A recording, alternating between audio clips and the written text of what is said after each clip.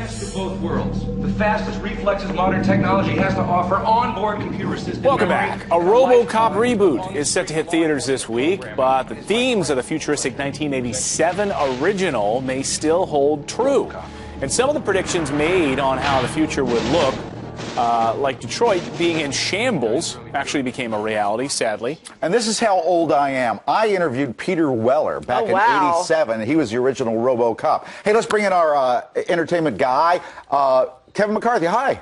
Hey, Kevin. Hey, good morning. Good morning. Thank you for having me on. I love the Peter Weller version, by the way, Mike. I'm with you. I'm so jealous you interviewed him. That's awesome. That's fantastic. And Paul Verhoeven, who directed that movie. I love that movie from 1987. So let's look at some of these predictions and whether or not they actually came true. So number one on the list, Detroit would be a crime-ridden and it would be bankrupt.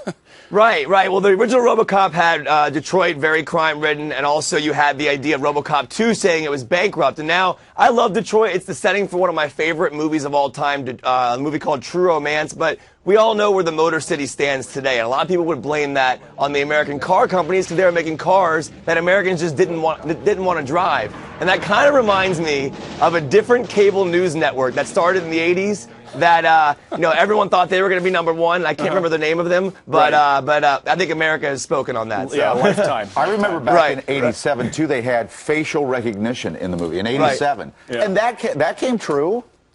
Yeah, well, it's interesting. You look at something like Facebook, okay? Like Facebook, when they automatically try and tag you in a photo, when you post a picture on Facebook, like I took a photo with Justin Bieber about 5 years ago. I don't want to be tagged in that photo anymore. You know, they try to tag you all the time. How about the robot police would enforce the law?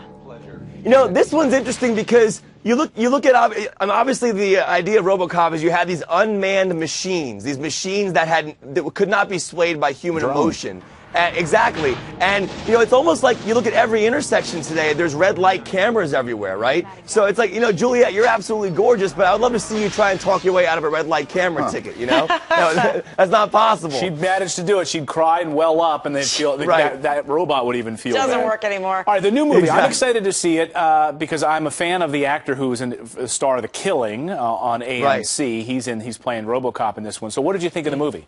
I love the original Clayton, like you mentioned. I grew up on that movie, and it's a movie that really dealt amazingly with visual effects, even though it was made for only $13 million back in the day. The new movie was reportedly made for over $130 million.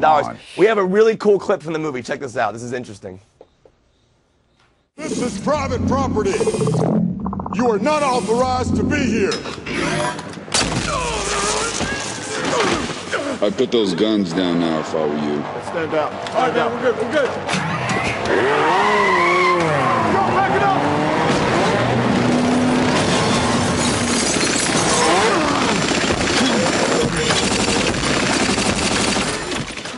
Now that is awesome. I had nerd tears streaming down my face during that scene. I got some chills too. I got some nerd chills from that. That was awesome. Now the movie itself, not as good as the original Clayton, but still a solid reboot. I recommend it if you're a fan of the original. The action is incredible. I gave it a 3.5 out of 5. And Joel Kinnaman from The Killing is awesome in the role. I agree. I loved him. That's great. So great Valentine's Day movie. Take your sweet time for it. Exactly.